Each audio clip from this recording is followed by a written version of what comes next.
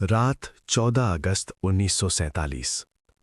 एक तरफ लोग जश्न मना रहे थे, आज़ादी के गीत गा रहे थे, और दूसरी तरफ लाखों लोग अपने घर छोड़कर भाग रहे थे। खून से भरी सड़कें, जलते हुए घर और लोग जो बस जिंदा रहना चाहते थे। ये कहानी है आज़ादी की, पर इससे भी ज्यादा ये कहानी है दर्द की। ये कहानी है भारत के विभाजन की। सालों तक भारत पर अंग्रेजों का राज रहा। लोगों ने अत्याचार झेला, अपनी जमीन, अपनी पहचान सब खो दिया। पर फिर एक आवाज उठी, आजादी की आवाज, और धीरे धीरे ये आवाज आंदोलन बन गई।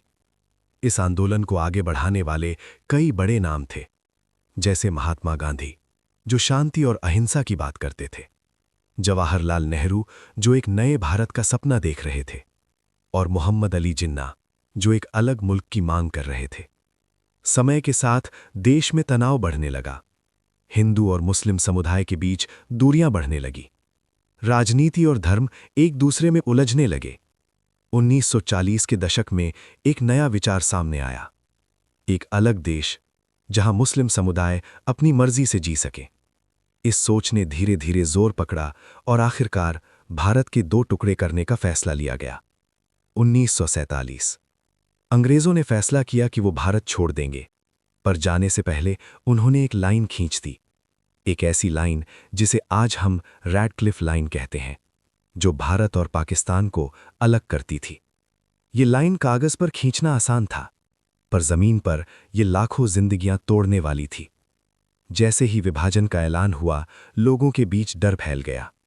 जो कल तक पड़ोसी थे, आज एक दूसरे के दुश्मन बन गए। लोग अपने घर छोड़कर निकल पड़े, कुछ भारत की तरफ, कुछ पाकिस्तान की तरफ। ट्रेनों में भीड़, सड़कों पर लाशें, हर तरफ सिर्फ दर्द ही दर्द। कहते हैं इतिहास का सबसे बड़ा माइग्रेशन इसी समय हुआ। लाखों लोगों ने अपनी जमीन छोड़ी, अपने रिश्तेदार खो दिए, और हजारों ने अपनी जान गंवा दी।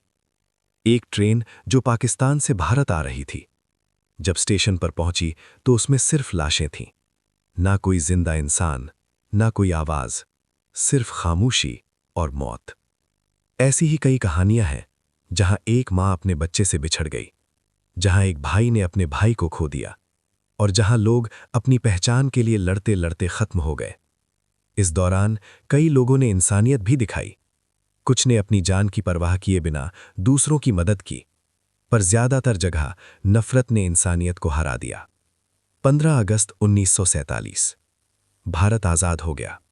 जवाहरलाल नेहरू ने अपना मशहूर भाषण दिया, ट्रस्ट विद डेस्टिनी, और एक नए देश का जन्म हुआ। पर इस आजादी की कीमत बहुत बड़ी थी। ये सिर्फ एक जीत नहीं थी, ये एक ऐसी याद थी जिसमें खुशी के साथ साथ गहरा दर्द भी जुड़ा था। पाकिस्तान भी एक नए देश के रूप में उभर कर आया। मोहम्मद अली जिन्ना उसके पहले नेता बने, पर दोनों देशों के बीच एक ऐसी लकीर खिंच चुकी थी, जो सिर्फ जमीन नहीं, दिलों को भी अलग कर चुकी थी। आज भी जब हम विभाजन की बात करते हैं, तो सिर्फ इतिहास नहीं, बल्कि कहानियां याद आती हैं, उन लोगों की जिन्होंने सब कुछ खो दिया। एक बूढ़ा आदमी जो आज भी अपने बचपन के घर को याद करता है, जो अब दूसरे देश में है। एक औरत जो आज भी अपनी बहन का इंतजार करती है, जो कभी लौट कर नहीं आई। विभाजन ने सिर्फ देश नहीं बांटे, उसने परिवार बांटे, यादें बांटी और दिल तोड़ दिए। पर शायद इस कहानी का सबसे बड़ा सबक यह है कि नफरत कभी जीत नहीं सकती, और शांति ही एक ऐसा रास्ता है जो हमें जोड़ सकता है। आज हम आज़ाद हैं, अपनी मर्जी से जी रहे हैं, पर हमें याद रखना होगा कि ये आज़ादी हमें आसानी से नहीं मिली।